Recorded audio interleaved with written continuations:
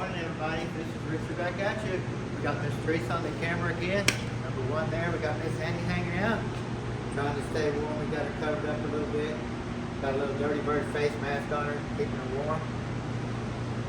She's special, guys, let me tell you. We got Rob's 2007 SS Trailblazer in the house. All-wheel drive, 6-hole motor. Going to be pro-charged after it leaves here, so we want to go through the tranny, make sure the tranny will stand up to the power that it's going to be making. Plus, they come in with issues to start with, hard shifting, erratic shifting, all kinds of stuff there. Mass airflow sensor code. I can't remember if there's a couple more codes, but I know the mass airflow sensor code was there, definitely.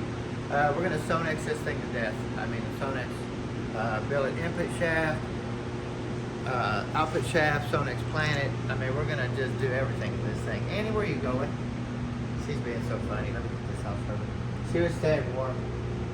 Heater scares her sometimes, and we just get to talking. I don't know what. She's real sensitive to everything, it seems like. Hi, Annie. You are. You're just sensitive. But let me tell you guys, she's the best thing that's ever happened to us. She has been very special.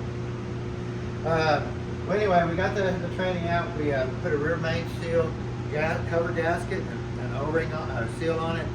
Had a big leak right through there. And also, guys, on these motors here, on the 6.0s, 2007, the crankshaft bolts, you have to seal them. If you don't, oil will come out the bolts because the bolt holes go all the way in. You can see the main cap in there to the bolt holes. So always do that. We see oil coming out of the main or the crankshaft bolts. So put all that back together, sealed it up really nice and tight, let it dry really good. Looks really nice. So, but anyway, the training is a Jasper's unit, a 3-man in USA. You gotta love that. I've been to this, been to this place, awesome place. Toured all their facilities, from their rear ends to the transmissions, transfer cases, their turbos. They do it all there, guys. Let me tell you, really high class people. They even had a go-kart track, didn't they, babe? Oh, they did. We got off the plane and went straight to their go-kart track. I'm telling you, they got simulators inside for NASCAR, stuff like that, 3 or 4 of them inside this building. But their go-kart track, they really take care of that thing, and they got some really nice go-karts, I'm telling you. And the day we went, it just rained, so the track was really, really wet, and we threw a few of them into the middle of the pond there a little bit, I think.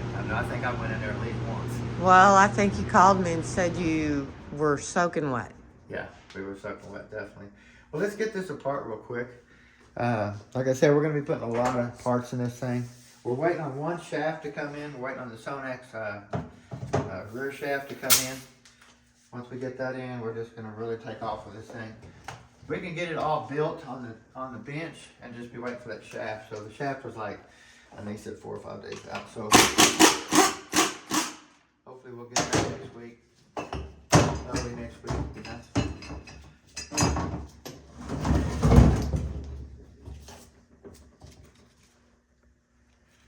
I'm looking for, I don't know, how Jasper's built this unit for this gentleman. Was it special built, or they just keep them built up for the SS Trailblazers? Because this train will fit in a 4-wheel drive pickup too, so you just never know. Remember that our Trailblazer, our SS, had a motor in it. Sure did. When we purchased it. It was nice. Yeah. We wish we had never got rid of it, because they got the Corvette suspension, the Corvette steering. When you get in, they're kind of like you're in a little cockpit. It's really cool, huh, Trace, when you talk about those cars? Yeah. Grocery go-getter. Mm-hmm. Yep. We have our linkage here. Anytime these come in, we take the nut off. They tighten the nut down so much that it flares it out right here on the sides to get this neutral safety switch off. And I always have to take and file it. I noticed a normal pickup that I just did, I actually had to take my buffer and buff it down because it flared it out so much that it took me a week to file it. You always want to take them off. You don't want to put these in the parts washer. They're saying these things will break. Real easy taking them off. So I just automatically take my flywheel, I was fixing to say. How about file? Getting excited. Haven't done a video in a while. Slow down there, Richard. Excited to do one. Gotta get that ledge off there.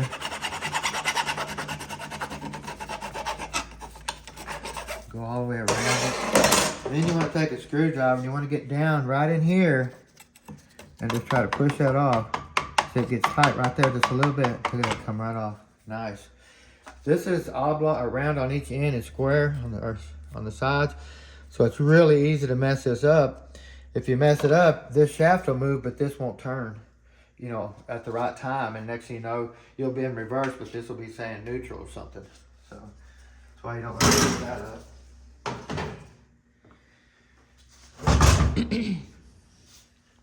Of course, Jasper does all the torque converters. They do all the torque converters in-house. There's no stamp on it or anything like that to tell me what it is. Probably just a stock stall. You can see here the floods. Yeah, we didn't get to pull the pan on this one. No, we couldn't get it. It's kind of smelly. Yeah, you can see how dark the flood is. A lot of times like that, it's just lack of maintenance. You know, not changing it regularly. It makes you wonder, how often should you change your transmission fluid? You know? Well, you do your oil every 3,000 miles, so you figure 12,000 would be 4 oil changes, so at least 6 oil changes. You need to probably service your trannies, is what I'm thinking. Something in that area. Get you up to about 20,000 miles, something like that, probably every 20,000. Yeah, maintenance. Mm-hmm. You hear a lot of people say though, "Why should I?" Why should it's I? not having any problems. I know, that's the most funniest thing I ever hear when they say that. It's like, why do you get up and brush your teeth in the morning? Yeah, one ain't fell out yet. Sorry, that was a good one. That was a good one. That was actually a good one. I'm telling you. But we maintenance our vehicles more than anybody probably. Oh yeah. Here's your lockup O-ring here. The earlier design is out here on the end. Here, I got a drum here. You can kind of see. You can kind of look here. They pulled it out here on the end. Move the splines back. And went with a bigger shaft here. Move the O-ring back. A lot bigger O-ring. Stands up a lot better. This one here just never survives very long. Always shrinks down below the groove and stuff. Don't have that big of an issue with this one here. You can still see it's flat. It's not totally round, so it's starting to do it. But heat will do it to that O-ring real bad. I'm going to try to find my hammer real quick. Don't be barking at that green man.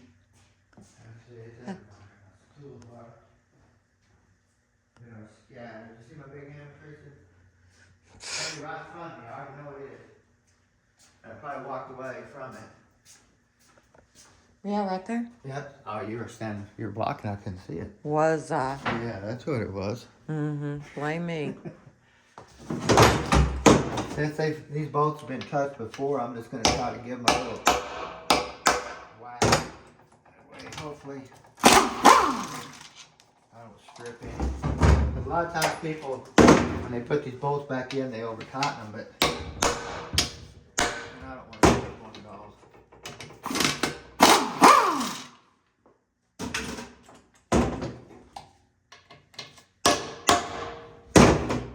Just a little love tap. Wakes them up a little bit just to get them moving.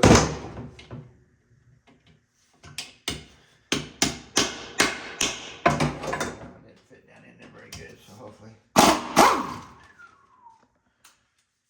But I did that. Nothing ever stopped.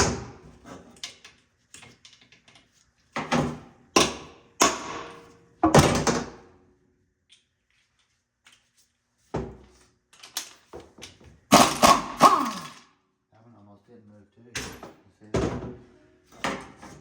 And that's a strong impact right there.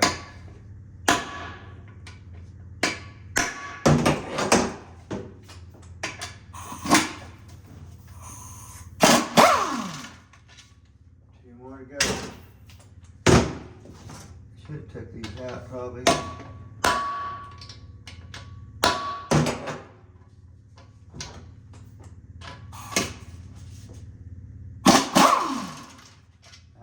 Too. Very tough. Definitely different.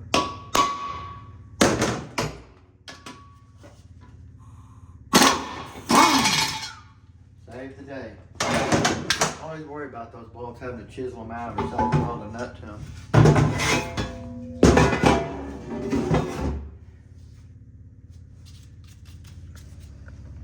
Got your seal retainer here. We always glue these seal retainers on. I always glue my seal in with 3M, and then I'll put a bead of 3M around that seal right there. And you can see here you have a narrow and a wide. The biggest gap, if you notice, there's a bunch of stuff all the way through here, and then you get a big gap. Put the narrow like that and tap it on, and then the glue will smash when you put it on. When you put that on there, and it just holds it on there a lot better. These look like a really good design, but I guarantee if that seal was to come out, that's going to come off. But if you glue it on there, it's got more chance of staying on there. SS Trailblazer. I would assume this would have a Corvette servo in it from the factory, or from Jasper's too. I would think so.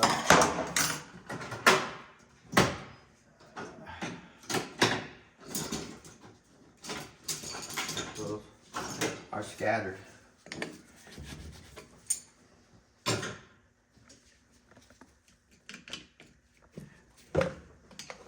This should also have 5 pinion planets in it, so. Now, this servo right here is not a Corvette servo. It's the one that's in the middle of all of them. Actually, my Corvette servo's over here. Let me go grab it real quick. And I'm going to show you what the differences look like of the 3 variations. There's actually 4 out there, especially when you get into the 700s.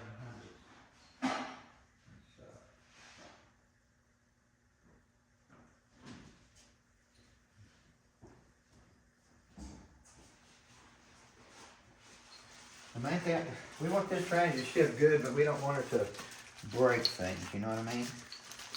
But we want clamping pressure really good on the band and stuff, so. But you can see here the Corvette servo, how small that is right there. And then we've got this one right here.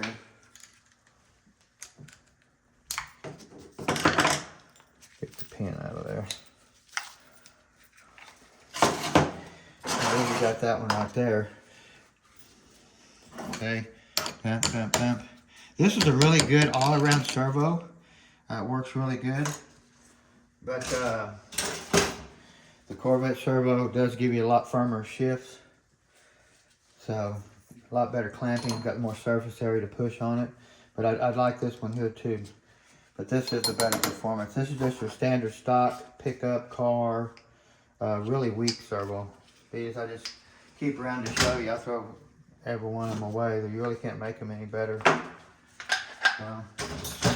But like I said, on this one here, we will be updated to the Corvette servo. And a lot of other things. Oops. Now this is a different color here. You see the brown and the gray. Normally it's a green and a gray. This one here, they've added a speed sensor on the pump. Gonna be a couple extra pins there. Slip in here and see what that looks like. Do you need to take that bracket off? No. I bent it over on that one.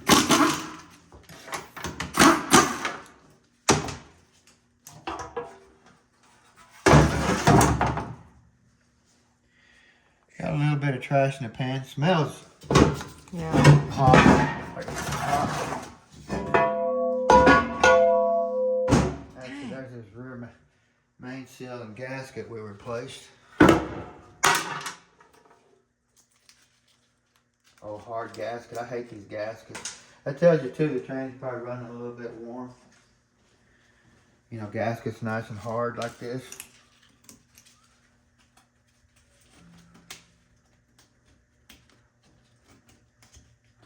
Which we only recommend cork. We don't use anything but. There's just a right way to put it on and a wrong way to do it too. So there we go.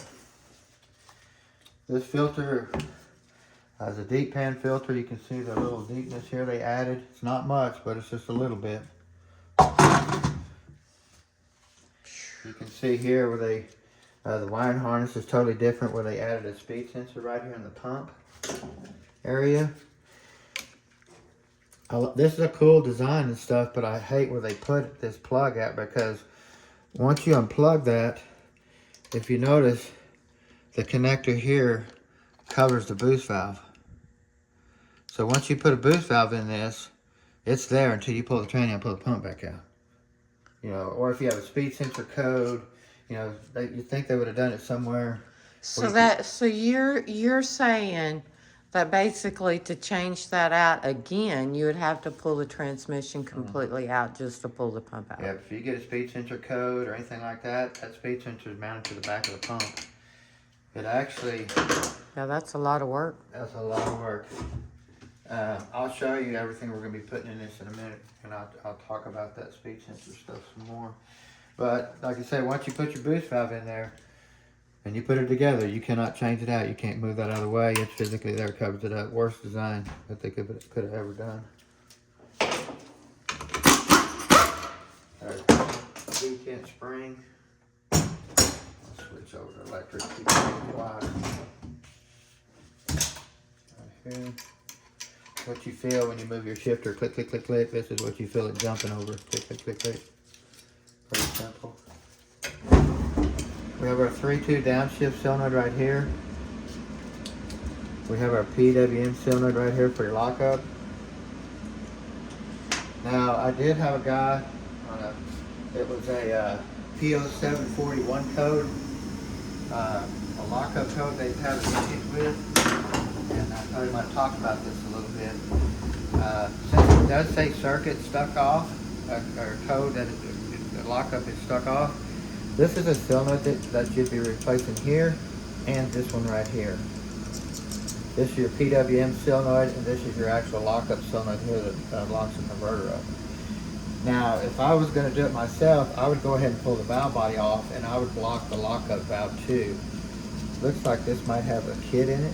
Right here, it's got a sleeve right here where they might have went in here and done some boring and stuff here. So this, like I said, Jasper did some stuff to the lockup. But anyway, this is a solenoid you'd replace in this one here. If this valve hasn't been messed with on your valve body, when you take the valve body off, 90% of the time the gasket does not tear. I mean, don't say it won't. Then you can take it off and block the lockup valve like I showed you in earlier videos. If you want to make sure you don't mess with your tear gasket, just get some gaskets coming, have them there. That way you can put it back together the same day instead of having to wait. All right.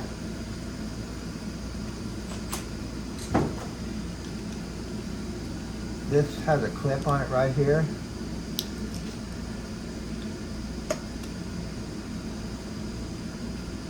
You have to get that out of the way to get to this 10mm bolt right here.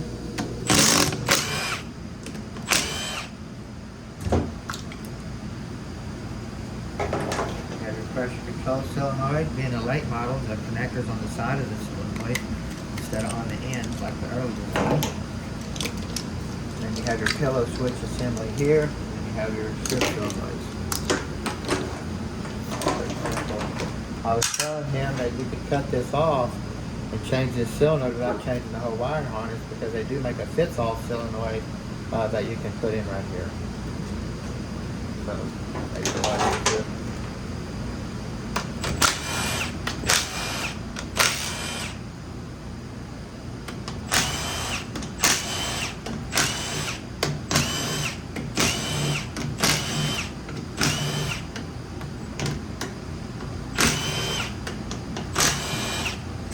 Well, we have a lot of followers, so I know a lot of followers are asking too about the Milwaukee tools, how they're holding up.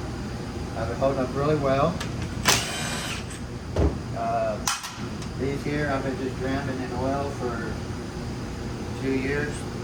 Longer, probably, yeah. Cleaning them with carburetor cleaner, spraying them off, drowning them in oil again, just wiping them down. I mean, physically the rubber hasn't swelled up. You'd think it would have got swelled up, fell off and all that kind of stuff, but actually, really good product. No complaints. You just like air tools too. Yeah.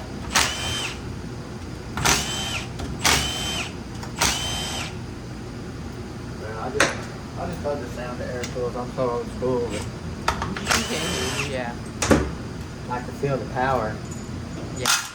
Air tools have a little bit more speed on the handle there too, where this have to keep the trigger down on it. Screw the hose out with the air, will just pop it out. You can see you have your temperature sensor right here. And then your pillow switches, these all click when you push them. Now you notice this does have a cover on it, where the earlier styles do not have a cover. This cover will come off and you can clean under there. Some of the later versions too, that when you buy them, it doesn't come off. It's just sealed where no trash can get in on the electronic part of it. Let's see if this gasket comes off without tearing. Finger crossed.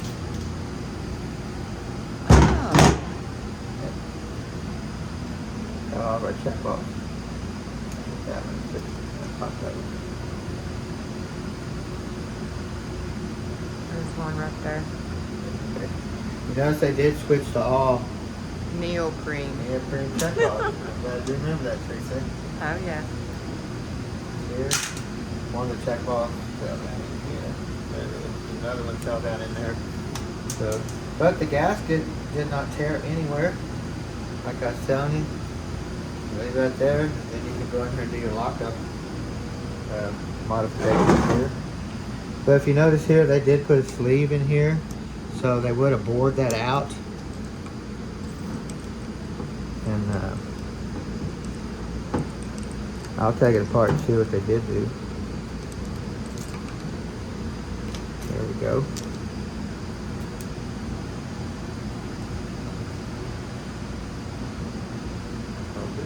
Put that like that. Let's see. There is something else still in there. There we go. Just like that.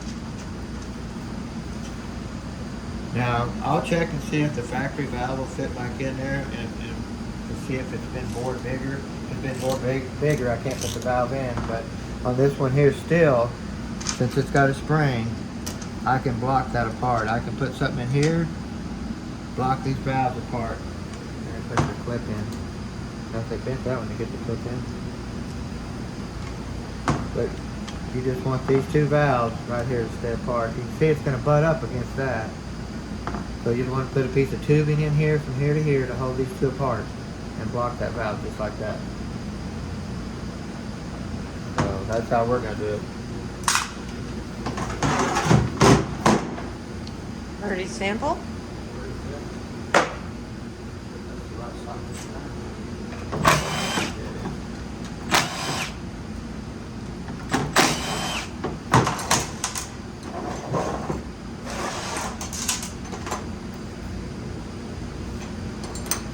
Forward accumulator here, which you know we're going to get rid of plastic. Shocked that ain't cracked by now, but definitely got some wobble in it. I always want to replace this plastic one with an aluminum one. Don't want no breakage anywhere, huh, Teresa? No. Don't want no comeback. No. I did talk about this valve right here in our other video too. This is your 1-2 accumulator valve right here.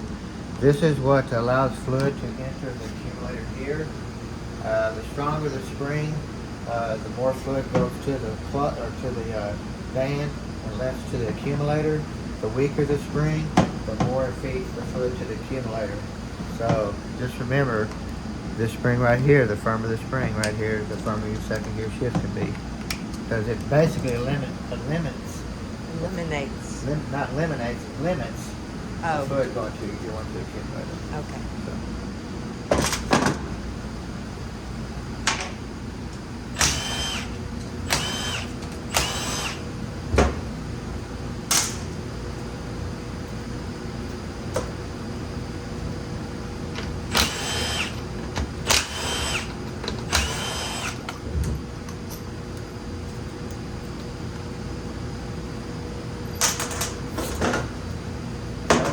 I see this sometimes where they only add one spring in here.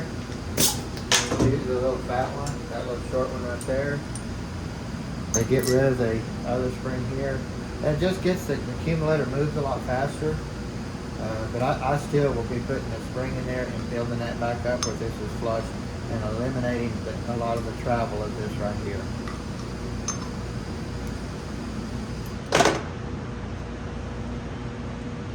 Of course, you got, look at this plate. Looks like this hole's been drilled. Your fourth gear hole might be drilled. This one here, I can't tell. Just have to look at these holes, see if they've been drilled out. We want this thing to shift good, but we don't want it to break things.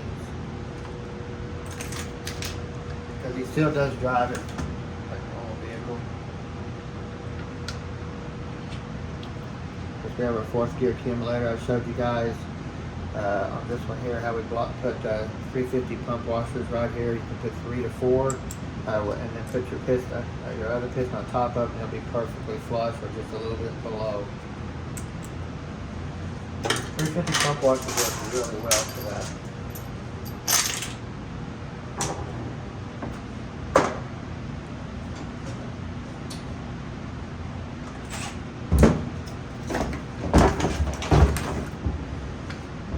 Grab our parking paw, turn the output shaft, lock it in.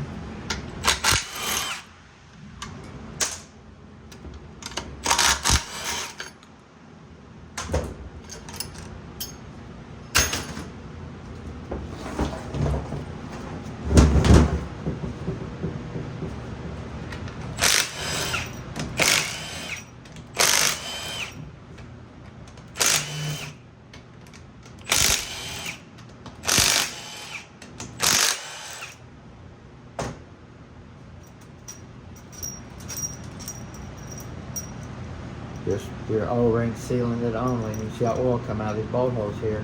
That's why I always double seal this right here. Put a new O-ring and put some sealing around there. That way you got a backup. If not, you'll back it up pulling it out. Well, that's it. That didn't even move.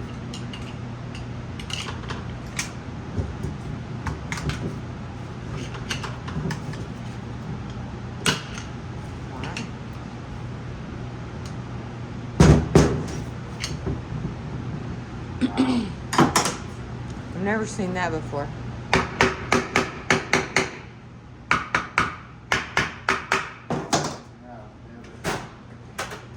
Now, other stuff inside not coming out, but never that part of it. Yeah, you gotta be careful where you put your car. Yeah.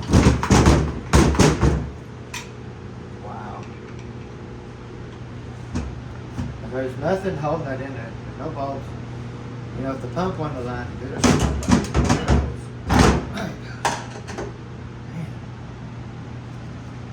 seen that tight coming out before.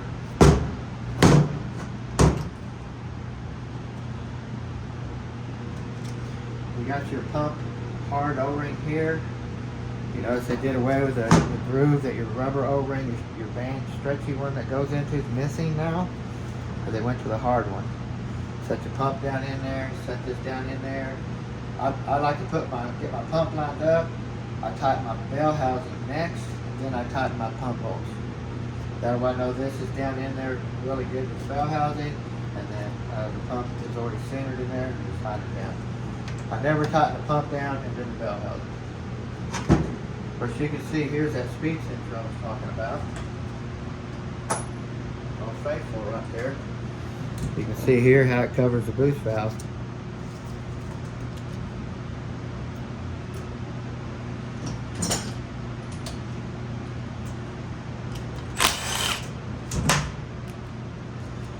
Has a little clip right there, you just kind of pull it off.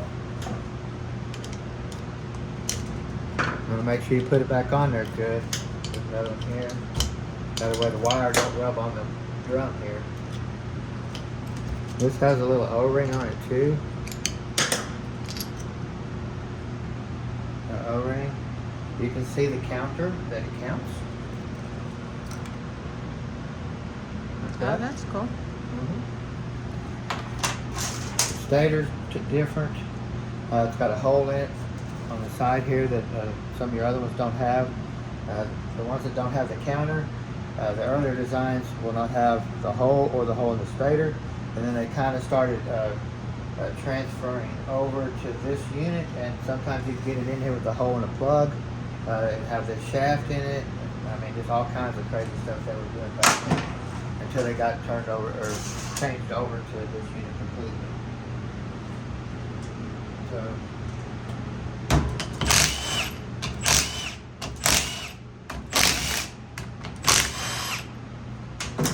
Got a really nice coated bushing right here. Factory bushing would be brass or a like a Babbitt style. This turns really slippery when fluid gets on it, real slimy feeling.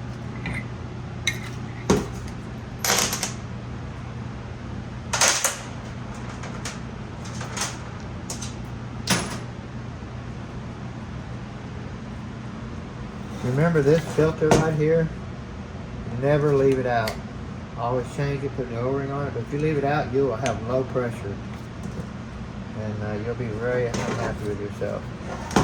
You notice here how this is totally different looking here too, where the wiring comes through. This boost valve assembly is actually shorter.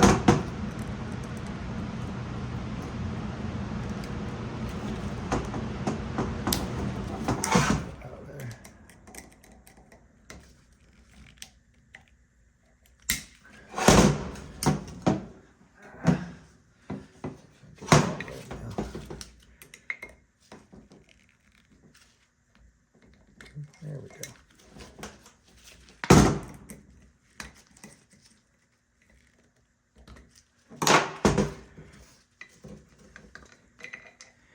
Notice here they have an O-ring right there on the end of it. Normally there's an O-ring too, so I don't know why that O-ring's missing there. That's kind of odd. Because normally there'd be an O-ring there and there. So I don't know why that's not there.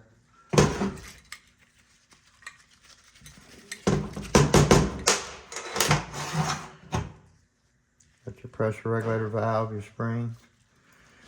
Yeah, it's kind of weird that they don't have an O-ring on there. That didn't cause the failure because it still has a sealing capability through these two pieces right here, but that just keeps a really good tight seal on it.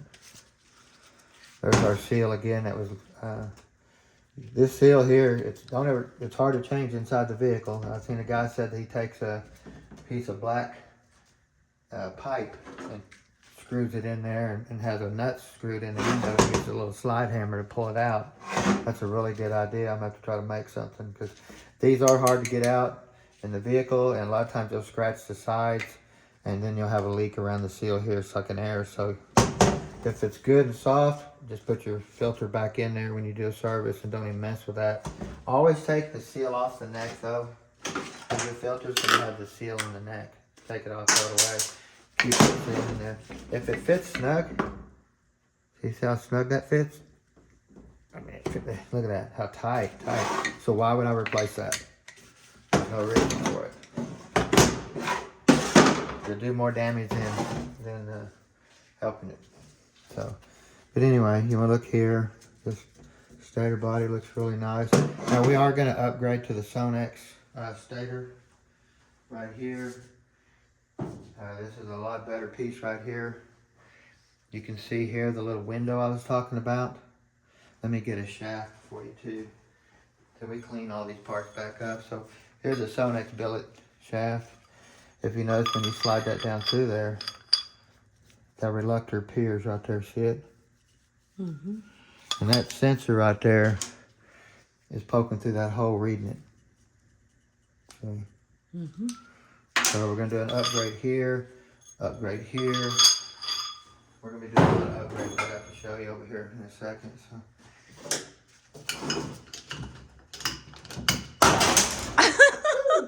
There it goes. Oh my gosh, guys. I've never seen this before, but I'm going to show you. I don't know what that goes to, but I've seen that before where they took and put that in there. This will let the pump grab more fluid at higher RPM. putting that spacer in there like that. But you got to be careful too. When you can over pressurize this thing and break this rotor. Now, anytime we do these, we always upgrade to the stainless ring.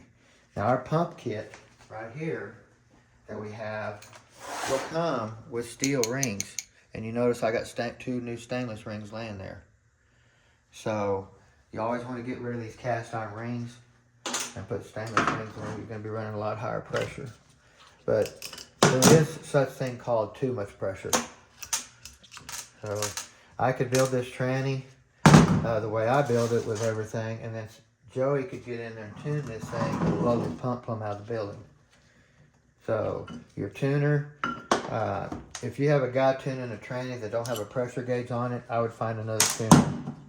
I have not tuned this tranny without a pressure gauge, knowing what you're doing, especially with the big boost valves in it and stuff like that.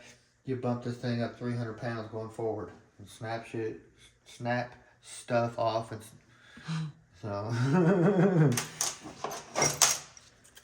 13 bang. See here, it's starting to get some wear. You can see he almost looks like didn't touch him. Definitely see here. That's what I was talking about too. This high pressure, when you get this cruising pressure up high, stuff like that, when you're going to travel from here to Dallas or something like that, this thing's cruising down the road at 120, 130 psi when it should be cruising, at 70, 80 psi, and this is what you see what happens. The paddles just can't do it. They can't stand it. This little spacer right here I was talking about. All this stuff contributes to this wear right here. Your boost valve, your tuner, all contributes to the wear on this pump right here.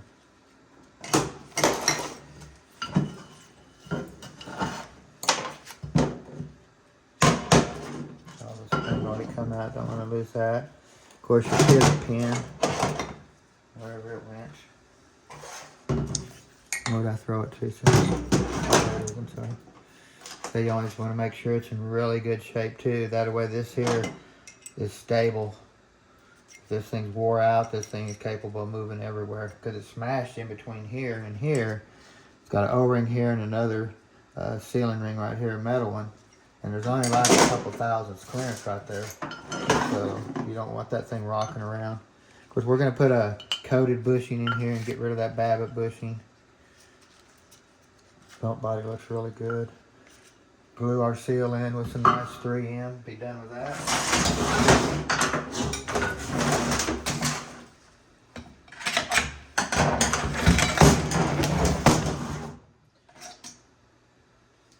This is another reason why you really gotta, this tranny here should have wide bands, it should have basically everything in it that you can throw at it. Just knowing what they go in and stuff. But this has just got a stock narrow band. You can see the band smoked. You can see where it's already cooking it. Yeah. You can see the drum here with this. Even with the boost valve and high pressure, this little band was struggling. But you can see, look, it only covers a little bit of the drum. Before you get a big old wide band. See, it covers the whole drum. So there's a lot to a wide installing something bigger and making it work where you can't hurt it in other areas. So you got to really kind of know how this tranny works to understand what I was saying right there. When you got clutches coming on and bands coming off at the same time, timing issues comes into effect really bad, especially when you got this little bitty band. You have a lot less surface area to let release compared to this big band right here. So when this big old band releases, man, it's got twice or a quarter more band that it's got to let release off that drum before the 3/4 clutch comes on. So we're going to be making this, just say we want to shift really nice into second. Boom, we got second gear coming on really quick. But now we got this big old band. Of course, it's going to come on quick and just stop that drum. But now I want the 3/4 clutch to come on really quick too, right? But I got to get this band out of there. I got to get this band off before my 3/4 clutch comes on. And the 3/4 clutch is so much smaller than and less friction material than this big old band has, that if this band stays on just a millisecond while that 3/4 clutch is coming on, then you got a bind up. You get that little bitty bump bump feeling. And people don't realize what that feeling feels like because they think it's a firm shift. And what it is you got two things on at one time for a millisecond. Man, that shift felt good. No, that's because the band was still on and it was coming off, but you had the 3/4 clutch coming on so fast that this big old band couldn't get out of there. So you got your second gear coming on, your 3/4 clutch coming on, your band comes off, your 3/4 clutch stays on, your band comes back on for a fourth. So this band's used twice. But the most critical shift is your 3/4 shift because this big old band's gonna come off. The band comes back on for fourth, so there's nothing critical about anything in the area. So timing issues come into effect. So there's a lot of stuff there. Got a big hole drum. Since that band or the drum's been hot, you want to check the flatness. My little tool. There it is. This is just a drawer divider that I have. I got like 100 of these. You can stick on there and shine some light back here and just see if you see any daylight under this thing.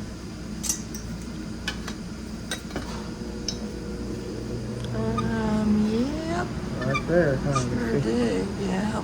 Right there, goes away towards the tip. Right, but Comes right back through right there, there, goes away there, look at exactly. that.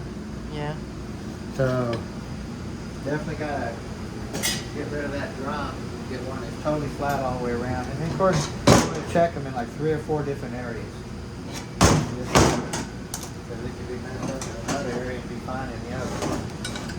I've seen these bands squish this drum to where it looked like this. I swear. I've seen the band squish it that hard.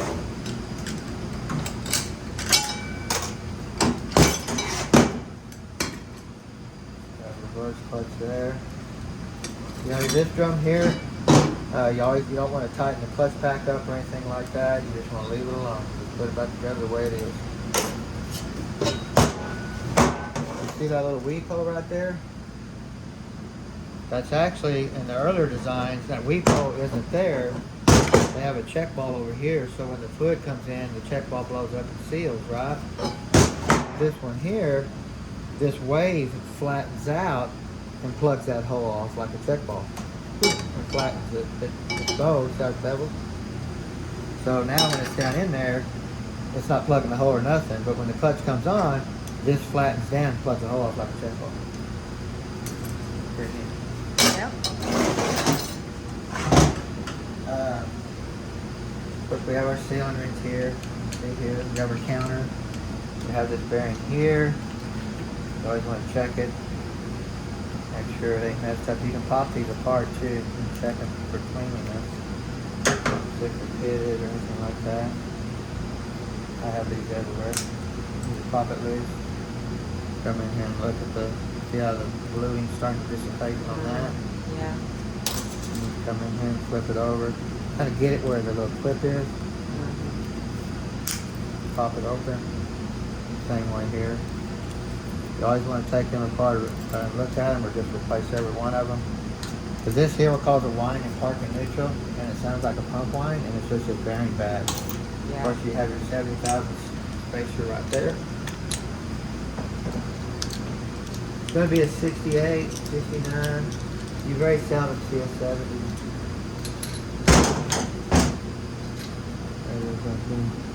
They're all marked too. It says 70.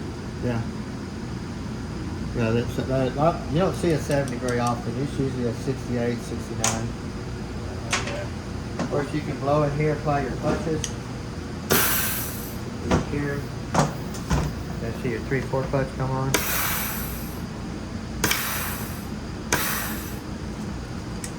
Good. 2 more holes here. See your forward right there come on. That one down in there. Don't want your finger in there and smash it. And of course you have your engine brake clutch that's farther down in there.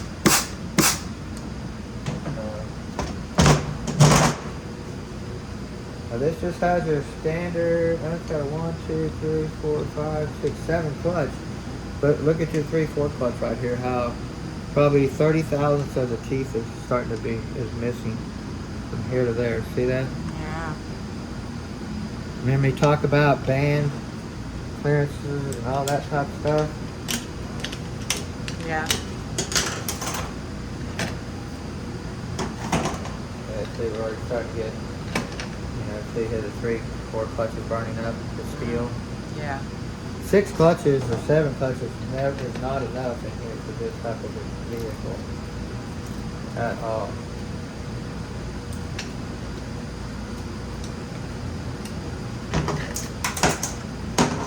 Of course, we have our load springs. They all look good. Always want to put them back. That load spring, what it does is it keeps the gap here open because, like I said, this clutch isn't on in first and second gear, but it's on in third and fourth. Keeps it lubricated good. The clearances are good.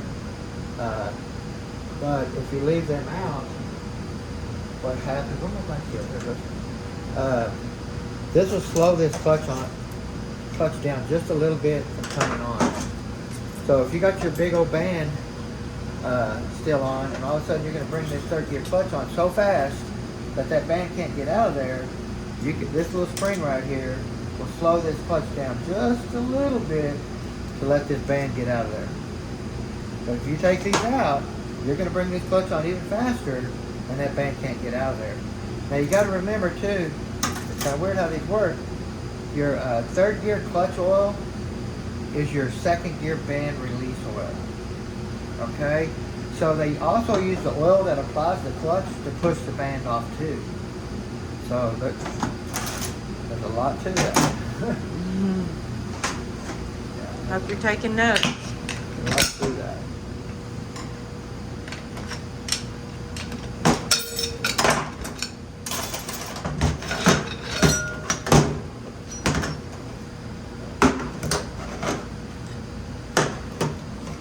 I don't know how many years this training's been in there. I didn't look for a date or anything like that. I could call Jaspers and give them that number right there, and they can tell me everything about this unit. Blake over there is one good guy. Love him to death. So you got your forward clutches, your engine brake clutch.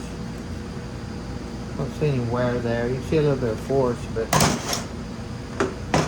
have your forward sprag. Got the good hub on it, not the one that has the dip in it. It's not a Sonnax, but it does have a good hub on it.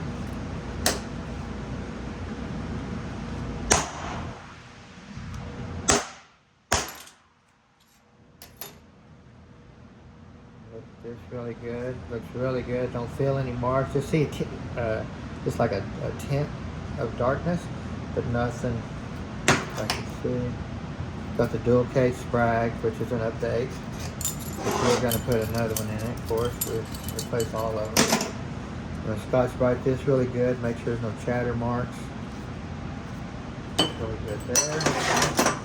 What do we got here? It's an all bonded pistons in here. So in other words, the molding is made to the piston. The rubber part is. If you notice too, I want to show you guys something. We're going to update this unit. A really nice drum. F5 Performance makes a drum that we're going to use for the first time with this unit here.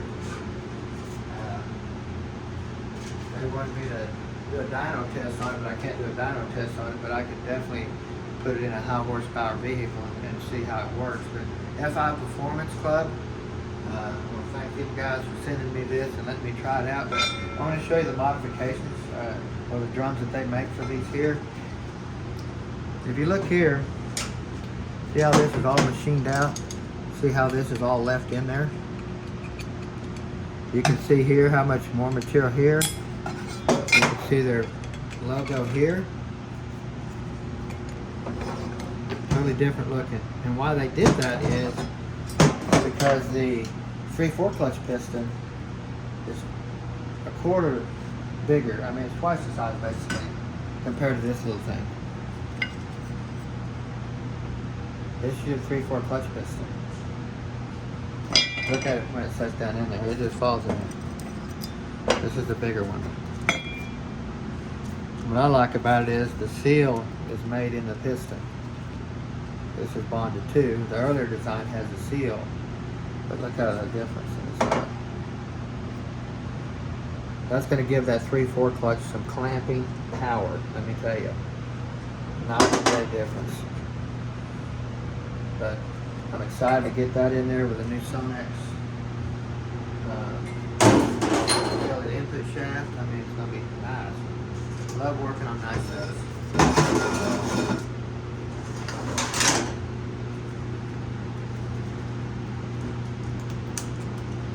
A lot of times the gaskets are stuck like that. It's from heat. Got a band anchor. Pour your little plug out. Anchors in a case like that, and then you got your turbo course that comes in and pushes on it.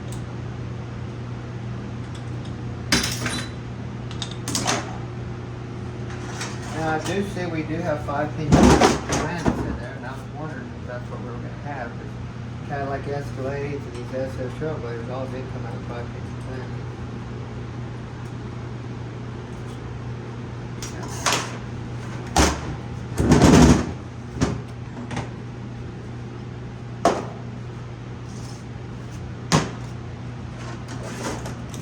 We have our roller bank hub here. Okay, even if you have an updated hub, you always want to look in here to verify that this ain't trying to strip out.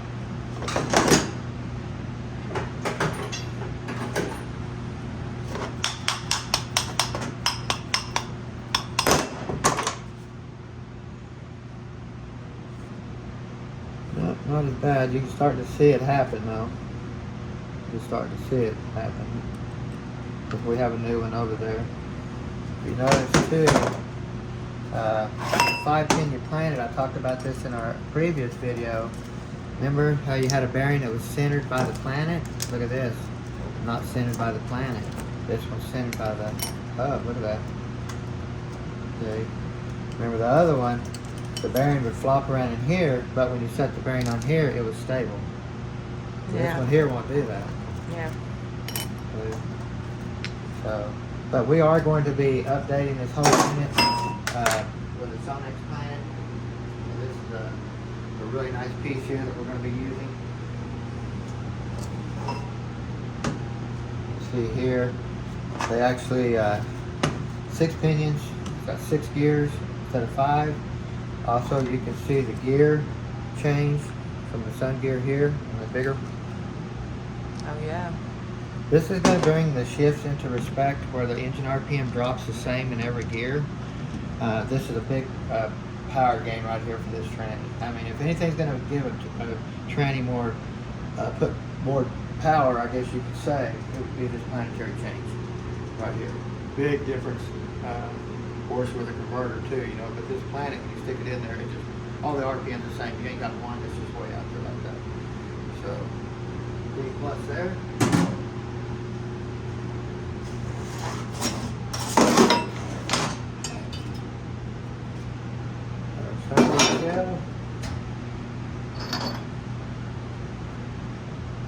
Sun gear.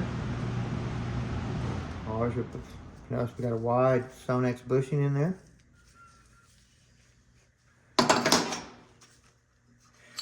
The narrow bushing that fits in here is only about that big. And when you set your sun gear on here, it'll wobble. Look how stable that sun gear is now. I mean, it can't keep it. It don't wobble at all. Where the small bushing, the sun gear just rocks back and forth. So that's a big plus I'm putting in there. I want everything to be lined up. Kind of like my engine builder tells me. He said, Richard, he said, I could build your motor to the spec dead on, but when you go out there and put 1,800 or 2,000 horsepower to the thing, he said, there's nothing on spec no more. He said, but what makes it last is because it was on spec before I put that ton of power to it. Pretty crazy, huh? I'm going, I guess you're right, Don. Makes sense. Yeah.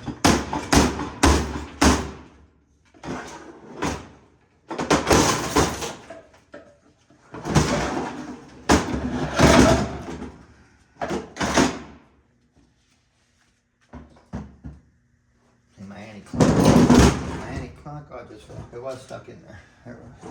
I wonder what it was for a second.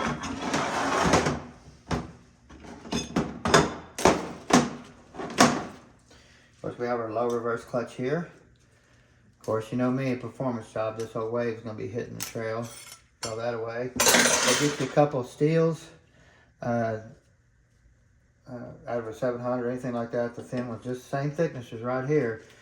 Some of these you might have to cut a couple of the fingers off, one here and maybe one over here. You'll be able to tell when you set it down in the case if it don't set flat. Because some of the pistons are lower than the case. So just remember that. But just add 2 more steels and you'll be good to go. Jasper's did them a really nice job. 5 pinion planets all the way through. Of course, they wear out too, so you want to check for wobbling. Just because they look good don't mean nothing.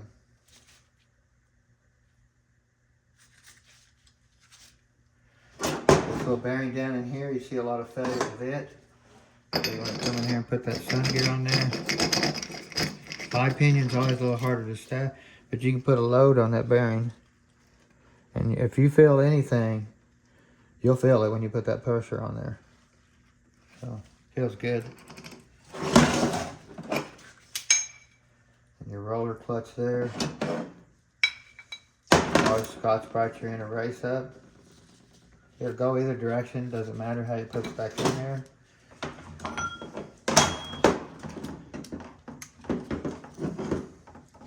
Some of these ring gears actually back in the day had identification marks on them that just have a line across one tooth, which would tell you that it was a hardened gear. Nowadays you just never know. Looks in good shape. Just want to check your teeth for sure on your ring gear there. Got our output shaft that we're waiting on to come in from Sonnax right now. We'll get this tranny basically all built up on the bench, ready to be assembled. Once the shaft comes in, then I'll have it assembled and put it in that day. But that's basically all I'm waiting for. We've got a lot of nice pieces we're going to be putting in the unit. We got one of B&I's 2800 stall billet converter. It's a single disc. We didn't want to go with a triple disc. We stayed with a single, but it still comes with a box. That backing plate is a billet on the back and stuff. Really nice. That's pretty. That'll be really nice, yeah. Of course, we have all our bonded pistons, filter, bushings, a Transtar clutch kit. We got our Z-Pack.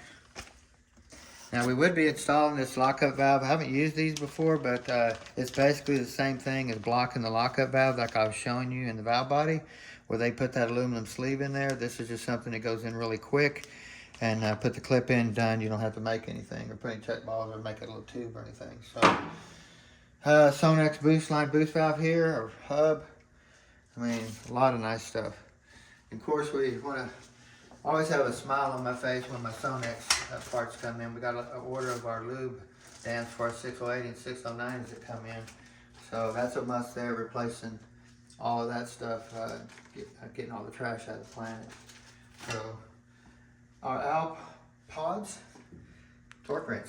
Let me just, I think it's and pods. I can't pronounce it right there. Puds with a U. Yeah. It's and puds. They sent this torque wrench set up. I do a lot of wheel pulling when we do rear ends and stuff like that. It's going to be great for torquing wheels back. It's 10 pounds to 170 foot-pounds. So I'm really excited. I can't wait to try it. What I like too is I believe these are lug nut sockets, protectors for your mag wheels. That way you don't scar them up. So that's going to be a must there. So I'm really excited that they sent this piece to us so we can use it. Really nice. I like the case too. Yeah. Keeps everything in perspective there. I can just put it on the shelf, go grab it, put it all back up each time. So definitely want to thank them for sending that to us. So we'll get that out and try it here pretty dang quick. I got a rear end job I'm fixing to start again, so it's gonna be really nice to have that. Well, Teresa, I want to thank you for standing there and holding on to that camera for so long at times. I was going to sleep. I thought you were. I just love you to death. Look at Annie, she's even tired. It's been a long video. But we got a lot of work to do. I'm really excited to be able to jump in and do this for this gentleman. I just love doing transmissions. But guys, like I said, don't forget to subscribe, push the notification bell. Got more to come. Have a great day.